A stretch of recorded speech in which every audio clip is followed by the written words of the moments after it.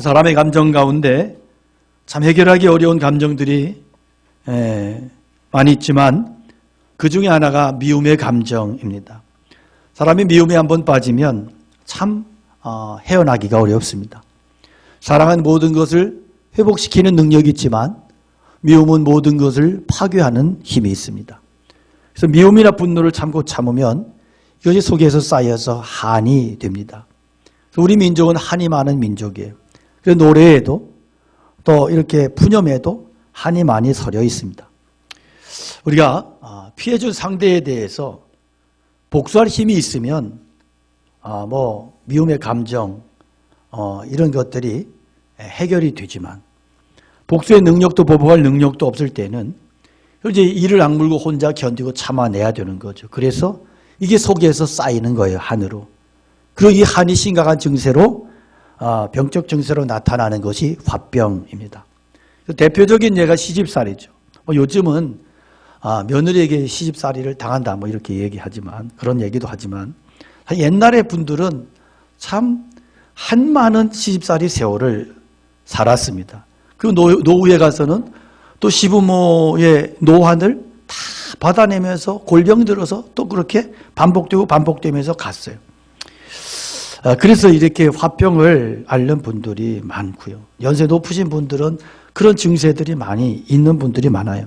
그래서 이런 것들이 어떤 분노 조절 장애로 나타나기도 하고 어떤 무기력증으로 우울증으로 이런 증세들로 많이 나타나죠. 또 마음이 병들면 몸이 말한다고 온몸이 안 아픈 데가 없는 경우도 있고 그래서 이런 안타까운 역사를 우리가 가지고 있어요. 그래서 역사를 보면 열려각이라고 이게 사실 우리끼리 이야기지만 말이 좋아서 열려각이지 이게 기가 막힌 여자들을 다 한으로 썩여서 죽게 만드는 애환 담긴 참 한맺힌 불행한 여자의 상징이 아닌가 싶어요. 그래서 이 분노의 지수가 높으면 많은 문제들이 일어납니다. 어떤 사람들은 몇 년 동안 분노를 가지고 있다 해결하기도 하지만 많은 사람들은 평생을 미움과 분노로 쌓인 한으로 살다가 불행하게 죽는 그런 경우들을 우리가 많이 봅니다. 그런데 이 분노가 미움이 쌓여서 속에서 쌓이면 이게 폭탄과 같아서 이게 어떤 계기가 되면 어떤 사건이 빌미가 돼서 터져버리면 주워 담을 수 없는 그래서 자기가 그 분노를 쓰고 감당하지 못하는 요즘 같으면 코로나 때문에 사람들이 일상을 통해서 이게 자꾸 풀면서 가야 되는데 풀 방법이 없잖아요. 운동을 할 수 있습니까? 같이 만나서 밥을 먹고 놀러를 다닐 수 있습니까? 이게 여러 가지로 풀을 수 있는 방법이 없는 거예요. 그러다 보니까 요즘에 묻지마 폭행이라든지 이상한 해괴망측한 범죄 행위들이 많이 나타나는 것은 이제 이런 부작용이고 후유증인 것이죠. 근데 문제는 우리가 이런 문제들을 어떻게 극복해낼 수 있고 이 미움의 문제, 분노의 문제를 어떻게 극복하고 어떻게 나를 핍박하고 저주하고 괴롭히는 사람들을 사랑하고 용서할 수 있을까 하는 문제. 오늘 본문은 이 계명이 반복이 돼요. 14절에 너희를 박해하는 자를 축복하고 저주하지 마라. 17절에 아무에게도 악으로 갚지 말고 모든 사람에게 앞에서 선한 일을 도모해라. 너희가 친히 원수 갚지 말고 하나님의 진노하심에 맡겨라. 원수가 줄이면 먹이고 목마르면 마시게 해라. 악에게 지지 말고 선으로 악을 이겨라. 참 멋있는 말들인데요. 이 말씀들을 내 삶에서 실제로 살아낸다고 생각해 보세요.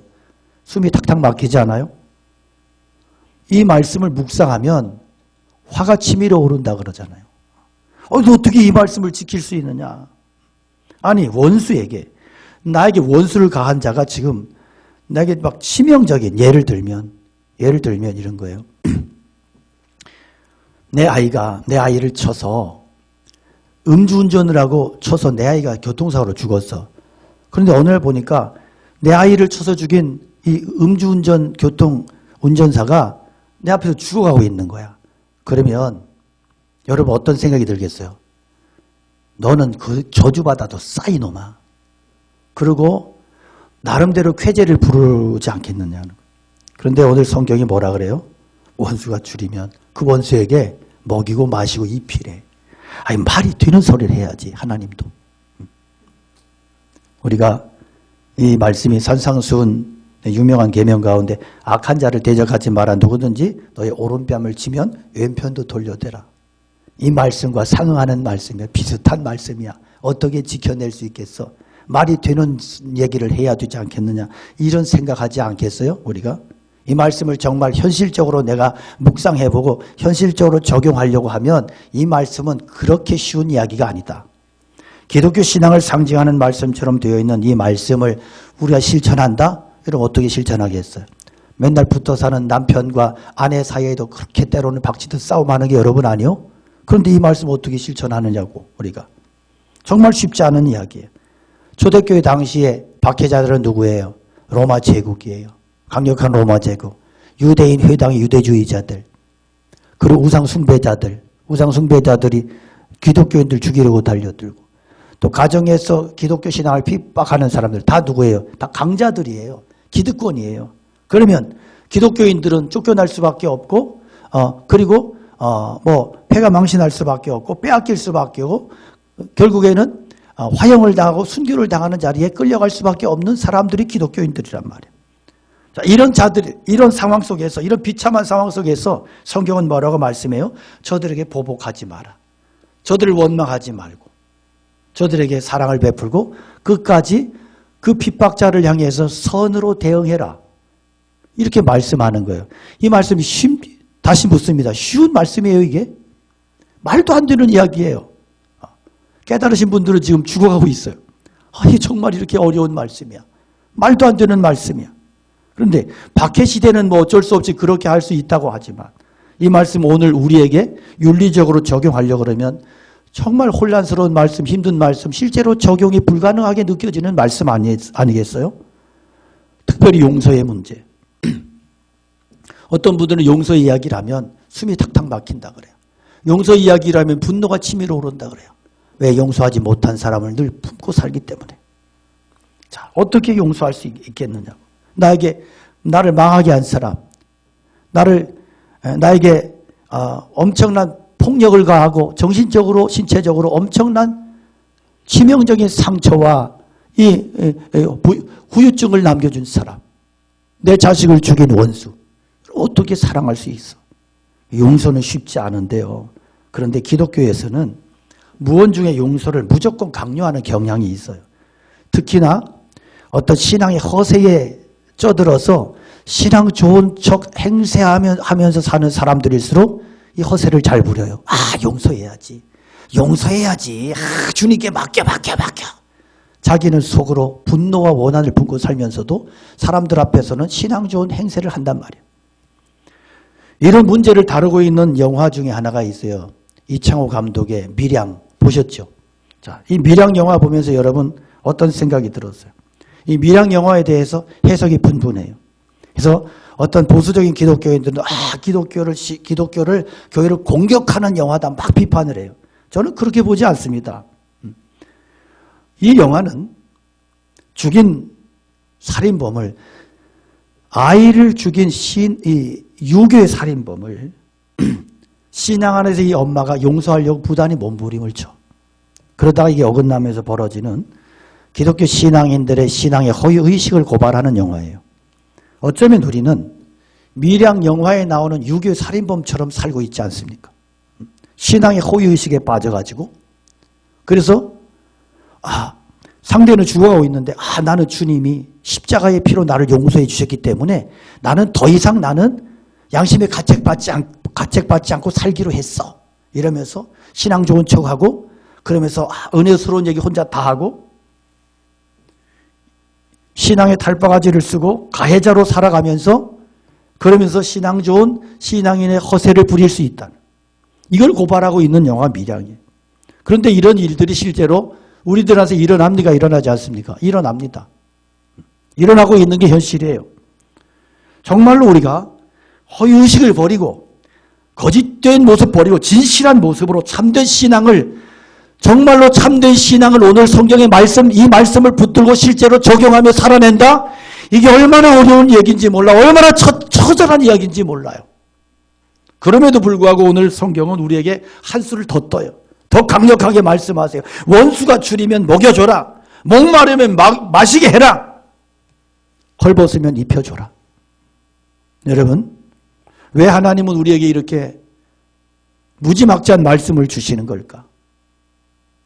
아니, 어느 정도 감당할 수 있는 말씀을 주셔야지 그래야 윤리적으로 도덕적으로 좀 폼 잡고 살 수 있지 않을까? 또 어떻게 이렇게 말도 안 되는 말씀을 계속 주셔서 우리가 어쩌면 잘못하면 신앙의 허세의식에 쩔어가지고 신앙 좋은 척하는 행세를 하면서 그렇게 살 수밖에 없도록 그렇게 우리를 몰아가시느냐는 거예요. 어떻게? 왜 이렇게 하나님 우리에게 엄청난 말씀을 주시느냐?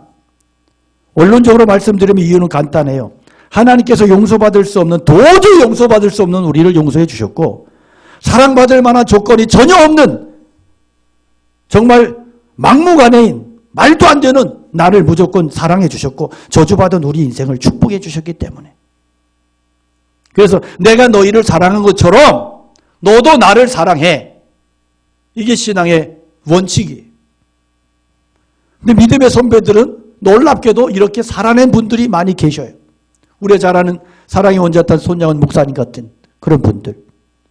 주는 나의 피난처라고 하는 책으로 유명한 고리텐품 여사 같은, 이 고리텐품 여사는 어떤 분이냐면 나치 독일에 끌려서 감옥에 수용소에 갇혔어요. 포로 수용소에. 그래서 언니하고 같이 고통을 받다가 언니가 뭐 말도 못하는 뭐 그런 성적으로 뭐 말도 못하는 그런 박해와 고난을 핍박을 당하다가 언니가 어느 날 죽습니다. 그 속에서 그걸 눈으로 톡톡이 두고 지켜봤는데, 그리고 나서 그 자유의 몸이 돼서 살아남아서 원수의 나라 독일의 사람들에게 복음을 전해요. 간증하면서. 그러다가 간증 집회하는 도중에 원수가 거기에 온 거예요. 나중에 끝나고 인사를 하는데 자기를 고문했고 언니를 죽였던 이 독일 간부가 걸어 나오는 거예요. 그 앞에서 이 고리텐품 여사가 엄청난 충격에 휩싸여 있습니다. 그래서 그 순간을 이분이 이렇게 고백해요. 내 심장이 얼어붙는 것 같았습니다. 하나님, 저 인간만은 절대로 용서 못합니다. 이분의 현실이야. 그렇게 몸부림을 치는 거예요. 계속해서 가까워지는 순간에 이 시간은 짧은 시간이지만 이분에게는 엄청난 시간이야. 그런데 주님께서 말씀하세요. 용서해라. 네가 용서해라. 결국은 그의 얼어붙었던 손을 움직여 그를 손을 붙잡아 악수를 하고 그를 끌어안아 줍니다. 내가 그리스도의 사랑으로 당신을 용서한다고. 여러분, 이것이 보통 일이에요? 우리는 이런 이야기를 들으면 그래, 그런 특별한 사람만 그럴 수 있을 거야. 그러고 넘기죠. 왜? 너무 고통스러우니까. 사실 이 말씀은 우리는 너무너무 고통스러운 말씀인 거예요. 그러면 우리가 사랑한다, 용서한다, 남을 축복한다. 결국 이 말의 뜻이 뭘까? 이 말이 그냥 우리 앵무새처럼 구간조처럼 말만 배워가지고 앵무새처럼 사랑합니다, 뭐 사랑합니다, 축복합니다 이거만 하면 믿음 좋은 거예요? 이 말의 뜻은 결국은 뭐예요? 대가를 치른다는 거예요. 사랑한다, 이것은 피 흘림이에요. 피 흘림. 용서한다, 피 흘림이에요. 하나님이 나를 예수님이 나를 사랑하신다. 이 말은 뭐예요? 십자가에서 피 흘리셨어. 피 흘리셨어. 혹독한 대가를 치르셨어. 하나님이 나를 사랑하신다. 당신의 하나밖에 없는 독생자 예수 그리스도를 사정없이 저주의 판에 못 박아서 던져서 내게 주신 거예요. 그렇게 내어주시고 내 저주의 값을 치러주신. 이게 사랑한다는 말이요, 용서한다는 말이요, 축복한다는 말이요. 그러니까 사랑한다는, 축복한다는, 용서한다는 감정은 어떤 감정? 어떤 판타지? 뭐 환상적인 감정? 천만의 말씀. 사랑한다는 건 고통이고, 용서한다고 하는 고통이고, 축복한다고 하는 고통이. 왜? 이건 나의 희생이 반드시 동반이 되지 아니하면 사랑도 아니고 용서도 아니고 축복도 아니야.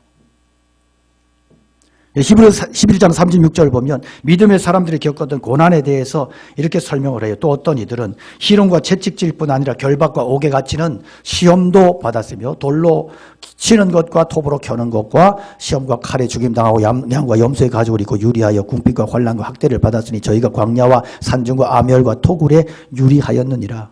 여러분, 정말 하나님을 섬기고 사랑하는 사람들에게는 고난의 흔적이, 사랑의 흔적이 있어요. 오늘 우리의 문제는 뭐냐면 고난 없이, 희생 없이, 손해보는 거 없이 사랑한다고, 사랑하려고 그러고 용서하려고 그러는 거예요. 여기에 우리의 한계가 있고 갈등이 있어요.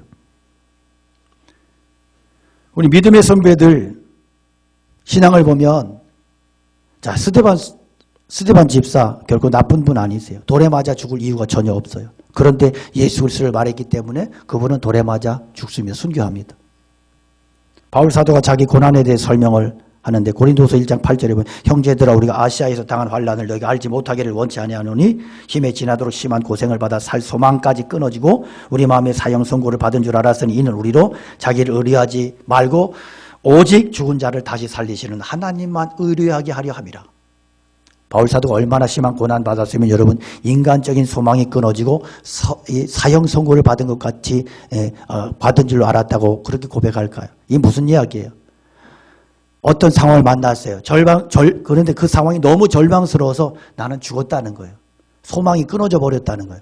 소망에 대한 필름이 꽉 완전히 끊어져 버린 상태. 그런 일을 당해 보셨나요? 꼼짝없이 나는 죽었다.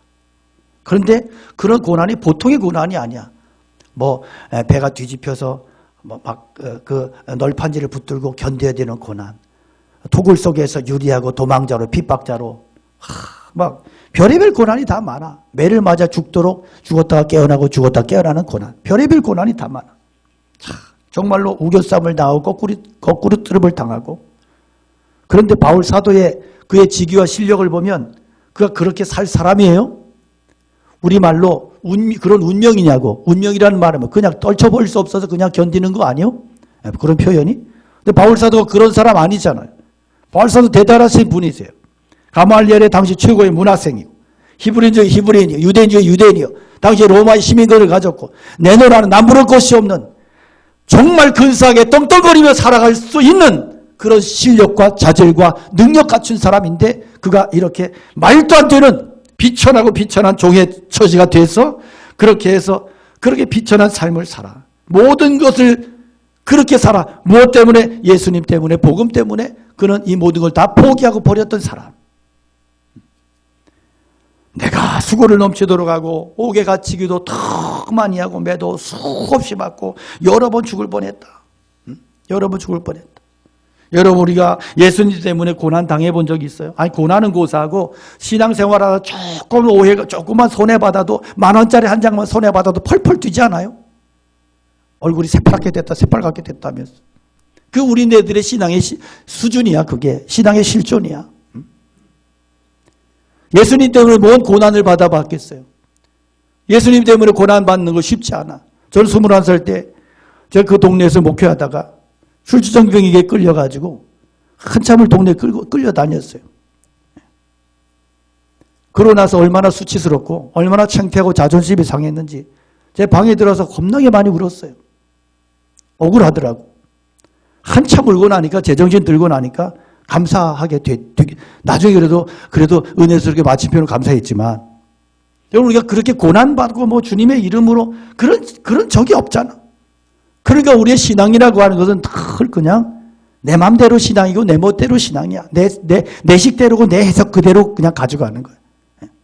자, 바울 사도가요. 고린도후서 11장 24절에 보면 유대인들에게 40에 하나 감한 매를 5번 맞고 3번 태장으로 맞고 돌로 맞고 1번 돌로 맞고 3번 파산하는데 일주일을 기품에서 지냈고 여러 번 여행에 강의 위험, 강도의 위험, 동족의 위험, 이방인의 위험, 시내의 위험, 광야의 위험, 바다의 위험, 거짓 형제 중에 위험을 당하고 또 수고하며 애쓰고 여러 번 자지 못하고 줄이며 목마르고 여러 번 춥고 굶고 헐벗었노라. 도대체 몇 시까지가 나오는지 몰라. 이런 고난 속에서 여러분 한 번의 자존심만 한 번 상해도 못 견디고 상대를 저주하고 분노하고 있는 게 우리의 신앙의 수준 아니겠어? 그러니까 우리가 예수님을 사랑한다고 하는 말이 진짜인지 한번 되뇌어 보자고. 이게 얼만큼인지 농도가 정말 예수님 사랑하시느냐고. 설교 시간에 주님을 사랑합니다 그러면 아멘 아멘 겁나 크게 왜 잘난 찰라고. 진짜 우리가 그러냐고. 진짜 예수님을 그렇게 처절한 상황 속에서 정말 골병 들어가면서 뼈가 부러져 가면서 목숨이 왔다 갔다 하고 뭐 정신이 기절했다 깨어났다 하면서 그런 속에서 그래도 주님을 사랑합니다. 이 고백이 진짜인데 정말 우리의 신앙의 고백이라고 하는 것이 얼마나 감성적이고 얼마나 즉흥적이고 기분 따라서 왔다 갔다 하지 않느냐는 거예요. 우리 신앙이. 바울 사도는 그런 고백을 해요. 내가 겪은 고통은 교회를 위해서 흘리는 눈물에 비한다면 아무것도 아니다.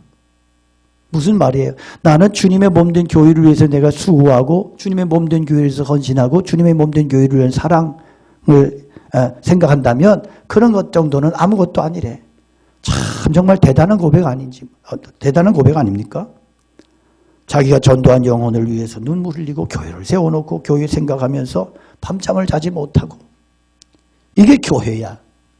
이게 주님께서 말씀하시는 진짜 신앙의 모습인 거예요.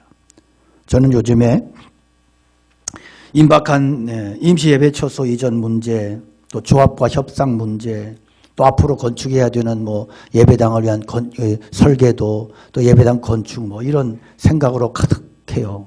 마음이 많이 복잡해졌어요. 제가 요즘에. 제 얼굴이 조금 수심이 있지 않나요? 그런데 이렇게 막상 임박하니까 이제 급히 해결해야 되는 문제들이 있잖아요. 그러다 보니까 이제 마음도 바쁘고 생각도 많아지고 복잡해지고 뭐 그런 것이 없는 게 아니에요. 실제로 그래요. 그런데 뭐 그렇다고 뭐 이렇게 그게 뭐 엄청난 문제는 아니지만 이제 앞으로 해결하고 하면서 가야 되는 문제들이 있으니까. 근데 제가 지난 한 주간 보내면서 주님께서 저한테 그런 질문을 제 안에 주세요. 야, 김 목사, 너 정말 내 교회 사랑하니? 너 광복교회 사랑하니? 그런 말씀을 주시는 거죠. 오랜만에 들은 그런 질문이에요. 네가 목양하는 광복교회 성도들은 내 몸된 교회를 얼마나 사랑한다고 생각하니? 제가 이전 교회에서 정말 어려운 기간을 눈물로 눈물의 기도로 보내는 기간이 있었어요. 참 많이 힘들 때예요. 어느 날 주님이 제가 지하 기도실에서 축축한 기도실에서 기도하고 있는데 제게 교회에 대한 간절한 마음을 부어주시는 거예요. 그래서 정말 주님께서 이 교회에 부흥을 주신다면 정말 저는 목숨도 드릴 수 있을 것 같은 그런 마음을 주시고 그날 저에게 주님께서 교회에 대한 사랑을 부어주시는 거예요. 내가 그래서 그때 찬송가 208장 찬송을 몇 시간을 불렀는지 몰라. 눈물로 감격하며 부르고 기도하고 또 부르고 내 주의 나라와 주 계신 성전과 피 흘려 사신 교회를 늘 사랑합니다. 내 주의 교회는 천성과 같아서 눈동자같이 약기사 늘 보호하시네. 이 교회에 위하여 눈물과 기도로 내 생명 다하기까지 늘 봉사합니다. 성도의 교제와 교회의 위로와 구주와 맺은 언약을 늘 기뻐합니다. 하늘의 영광과 베푸신 은혜가 진리와 함께 영원히 시온에 넘치네. 아멘. 저희 찬송을 주님 앞에 드리면서 얼마나 은혜를 받았는지 몰라. 주님께서 제 마음을 많이 위로해 주시고 그리고 제가 정말 주님의 교회에 대해서 그 사랑을 하나님 부어주신 그 사랑으로 정말 감격했고 그리고 그 가슴으로 목회를 하고 주님의 교회를 섬기면서 하나님께서 에게 많은 은혜를 주셨어요. 그동안 별일 없이 지나온 날들 속에서는 이런 질문이 제게 절박하게 들리지 않았는데 최근에는 주님께서 계속해서 저에게 이런 음성을 주세요. 내 몸된 교회를 사랑하는 자가 나를 사랑하는 자다. 제가 엊그제는 하루 종일 이 질문이 제 안에서 떠나지 않는 거예요. 우리 장로님들에게 주님 물으세요. 아무개 장로, 너 정말 내 교회 사랑하니? 권사님들에게 안수 집사님들에게 물으세요. 너 정말 내 교회를 광복교회를 정말 사랑하니? 집사님들 사랑하는 우리 청년들 우리 모든 성도님들에게 주님께서 동일한 질문을 던지세요. 너 나를 사랑하니? 너 나를 사랑한다며? 나를 사랑하는 자는 내 몸된 교회를 사랑하는 자고 내 몸된 교회를 통해서 나의 사랑이 표현될 때 그것이 나를 진짜 사랑하는 거다. 그런 생각을 해요. 평생 동안 주님의 몸된 교회 위해서 잠도 못 자고 헐벗고 굶주리고 고난당했던 사도께서는 일생 동안 얼마나 이런 질문을 끌어안고 살았을까. 저는 이전 교회에서 사역할 때 정말 그 어려운 그런 기간을 힘겹고 힘든 기간을 제가 견디고 지나면서 참 많이 울었어요. 그때는 뭐 해결의 방법이 없으니까 그냥 울었어요. 기도하면 눈물이 나오고 설교하다가 감격했어. 또 안타까우면 눈물을 흘리고. 제가 참 울보 목사로 그렇게 살았는데 그때 너무 많이 울어가지고 지금은 잘 못 울어요. 그런데 돌아보면 주님께서 제가 흘린 눈물의 양보다 엄청난 부흥을 주시고 은혜를 주셨더라고요.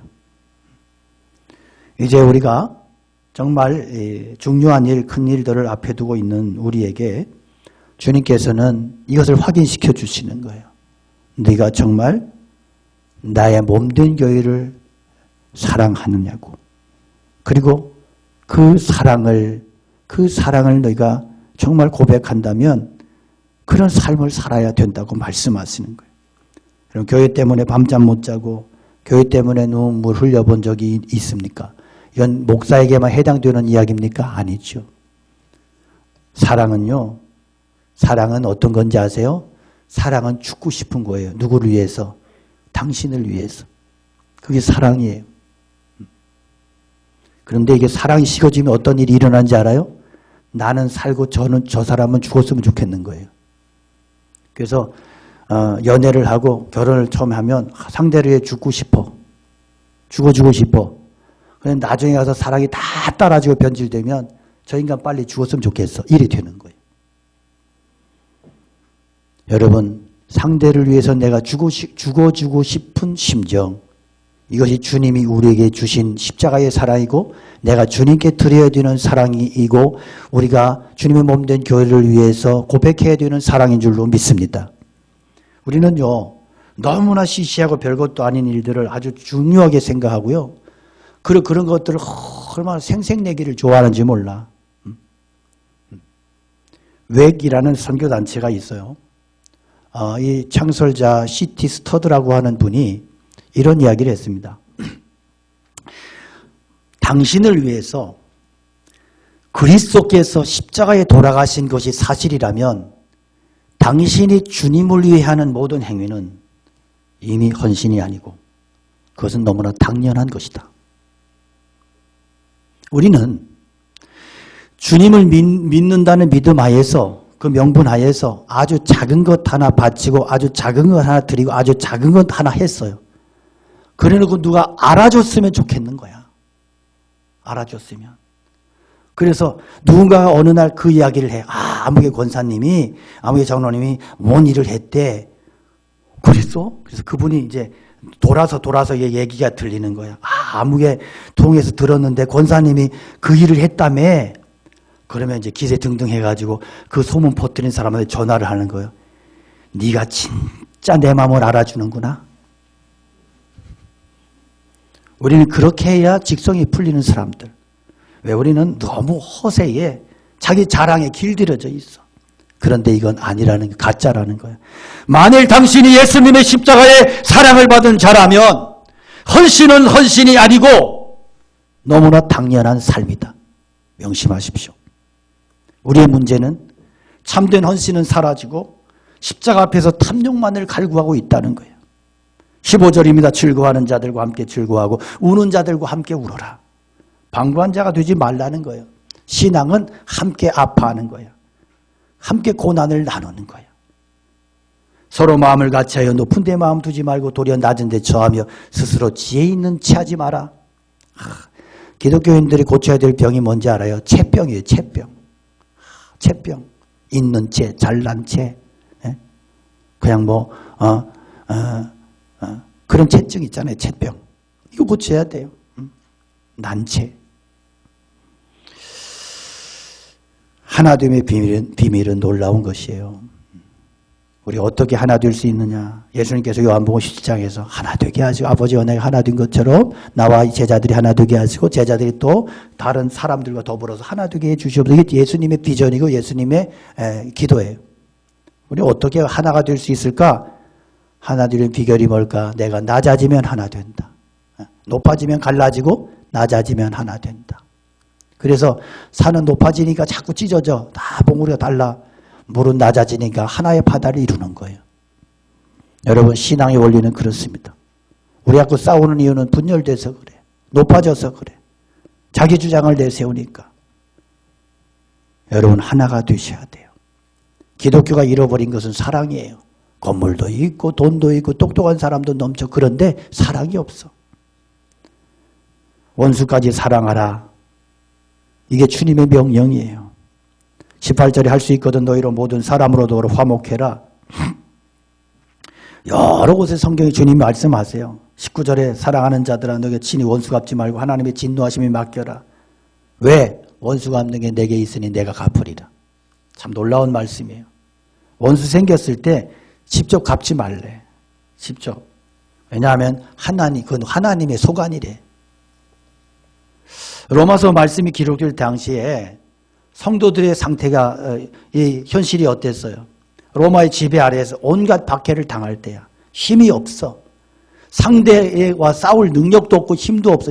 그러니까 이 로마서 이 12장의 말씀은 이 현실론을 근거로 해석을 해야 되는 거예요. 내가 보복할 수 없을 정도로 상대가 강해. 내가 보복한들, 내가 한 대 때리면 저 놈을 통해서 나는 맞아 죽을 수밖에 없는 게 현실이야. 이게 그 당시에 교회의 현실이고 성도들의 현실이야. 그래서 이 본문을 깔고 해석을 해야 이 본문이 정확해진다는 거예요. 그러니까 이 현실이 전제되었다는 건 뭐예요? 하나님이 원수를 갚을 때니까 너는 사랑만 해라. 원수에게도 줄이거든 먹이고 목마르면 마시게 하고 그래야므로 네가 숯불을 그 머리에 쌓아 놓으리라. 그러니까 내가 정말 주님 말씀을 기억하고 붙들고 저기 원수에게도 그렇게 선으로 갚고 그렇게 헌신을 하고 그렇게 말씀을 붙들고 살아. 그랬더니 어떤 일이 일어나느냐. 하나님의 진노가 그가 회개하지 않을 때 하나님의 진노가 그의 머리에 쌓여서 그가 심판의 대상이 되고 그가 그 심판을 받게 된다는 거예요. 참 힘든 이야기예요. 참 힘든 태도예요. 그렇지만 원수에 대한 최대의 보복은 뭐다? 그에게 자비를 베푸는 거다. 이 기독교의 신앙은 역설이에요. 원수에 대해서 내가 악을 행할 때 어떤 일이 일어나요? 원수가 명분을 찾는 거야. 자유로워지는 거야. 그 순간에 나는 정당성을 상실하게 되는 거야. 전세가 역전돼 버려. 그래서 미국의 대통령 부인이었던 미셸 오바마가 이런 근사한 이야기를 했어요. 저들이 저급하게 갈 때 우리는 품위 있게 삽시다. 저는 이게 오늘 코로나 시대를 살아가는 우리 기독교와 교인들과 우리 성도들과 교회가 붙잡아야 될 그러한 어떤 캐치프레이즈라고 생각을 합니다. 그러니까 이런 모습으로 교회가 서야 돼. 저들이 저급하게 공격해와. 저들이 교회를 비난해. 그럴 때 우리가 그거에 대해서 품격을 지키자는 거예요. 품격을. 그러니까 저는 코로나에 대해서 대응하는 것도 그래요. 교회들이 너무 코로나로 막 코로나 그러고 있는데 그런 교회는 정신 똑바로 차리고 교회 안에는 코로나의 소문이 들리지 않도록 그렇게 가야 되잖아. 근데 교회에서 여기저기서 교회 안에서도 코로나 해버리니까 막 교회를 비난해. 그러니까 왜 니들은 우리를 비난하냐? 종교를 핍박하지 마라. 이러고 나와. 이게 저급한 것을 저급하게 반응하는 거예요. 그렇게 하지 마라. 수준 높게 좀 살자. 품위 있게 가자. 교회가 그래서 윤리적으로 도덕적으로 이런 여러 가지 수준에서 좀 품격을 찾아야 돼. 교회가. 신앙인들이 좀 정말로 품위를 좀 회복해야 된다고. 할렐루야. 그러니까 그냥 뭐 열심은 좋은데 어떤 수준이 떨어 이러면 안 된다. 원수 갚는 것은 하나님께 맡기고. 조금 말씀이 빗나갔습니다. 원수 갚는 거 하나님께 맡겨라. 그리고 우리는 세상을 향해서 품격 있게 신앙을 살아내는 거예요. 그렇게 할 때 하나님께서 결국은 로마를 기독교가 결국에는 그렇게 할 때 로마를 하나님께서 기독교가 로마를 바꾸어 놓았던 것처럼 그런 역사가 바로 복음의 능력이고 우리가 살아내야 되는 삶의 방식이고 논리라는 것입니다. 여러분, 우리가 언제 예수님 만날 수 있느냐? 언제 예수님 만나냐? 가장 중요한 것은 내가 용서할 때 예수님을 만나. 용서할 때. 그때 하나님을 느끼고 그때 하늘의 기쁨이 임하고 그때 하나님이 나를 찾아오시고 만져주셔요. 저는 이전에 치유 사역을 하고 이럴 때 정말 용서를 못해서 정말 막 용서 이야기를 하면 막 기절을 해요. 몸에 막 쥐가 나고 이런 분들이 계세요. 너무너무 힘들게 사는. 근데 그분을 위해서 계속해서 기도하고 그 문제를 다루고 이러면 나중에 가서 마음을 열어요. 마음을 열고 그리고 그 문제를 주님께 맡기자. 왜 당신이 그 문제를 끌어안고 그렇게 힘들어하냐고. 주님께 맡기자. 기도하고 기도하면 마음을 열고 기도하면서 막 흐느껴 울고 그러면서 거기서 주님의 위로를 경험하면서 그분들이 하는 공통적인 고백이 뭔지 아세요? 주님이 나를 찾아오셨어요. 지금 저를 만져주고 계세요. 막 우리 다 울어요. 치유받는 사람 다 울고 주님이 저에게 말씀하세요. 이제 걱정하지 말래요. 너의 그 아픔을 내가 가져간다고 말씀해 주세요. 이런 고백을 하는 거예요. 여러분, 내가 용서할 때, 겸손할 때, 낮아질 때 거기에서 예수님 만나는 거예요. 거기서 예수님이 보이는 거예요. 왜? 예수님은 그 자리에 계시고 십자가로 낮아지시고 죽기까지 낮아지시고 억울함을 당하셨기 때문에 그 자리가 예수님 만나는 자리예요. 그런데 우리가 화려함을 쫓아가고 욕심을 쫓아가고 그렇게 살면 거기에는 예수님이 없어. 마귀가 춤추는 자리야. 원수가 줄이면 먹이고 목마르면 마시게 해라. 그리함으로 내가 숯불을 그 머리에 쌓아 놓으리라. 악에게 지지 말고 선으로 악을 이겨라. 배너라는 유명한 영화가 있어요. 많이 보셨을 거예요. 배너에 보면 주인공 배너가 주다 배너죠. 미움을 받아요. 핍박을 받아요. 고난 속에서도 그가 이렇게 선으로 악을 이겨내고 그렇게 몸부림치고 그렇게 승리를 해요. 마지막 장면에 보면 유명한 말을 합니다. 배너가 예수님 십자가 달려지는 그 아래 거기에 머물러 있을 때 예수님께서 주여 저들의 죄를 용서하여 주시옵소서 그 가상 십자가 위에서 말씀을 하셔요. 근데 배너가 이런 고백을 해요. 예수께서 십자가상에서 말씀하시기를 저들의 죄를 용서하여 주옵소서 이 음성이 내 귀에 들리는 순간 내 손에서 칼이 떠나는 것을 보았노라. 배너 영화를 봤지만 아무도 기억 못해요. 마지막에 졸았어. 참 소름 끼치는 고백이에요. 주님의 그 음성이 내 귀에 들릴 때 내 손에서 복수의 칼이, 분노의 칼이, 원한의 칼이 떠나는 것을 내가 눈으로 보고 몸으로 느꼈다는 거예요. 이것이 주님이 우리에게 부어주시는 참된 능력인 것을 믿습니다. 여러분, 우리가 끝까지 걸어가야 될 길은 이 길이에요. 주님이 걸어가셨던 그 길. 악에게 지지 말고 선으로 악을 이기며 끝까지 그 길을 걸어가는 거예요. 그 길만이 생명의 길이고 진짜 승리의 길이에요. 사랑하는 성도 여러분, 선으로 악을 이기시고 그것만이 진짜 승리요. 그렇게 살려고 몸부림치며 그런 삶을 추구하며 그 길을 걸어갈 때 주님이 거기에서 나와 함께 하시고 나를 만나주시고 나를 축복하시고 나를 승리케 하실 줄로 믿습니다. 말씀 기억하면서 우리 함께 찬양 올려드립니다.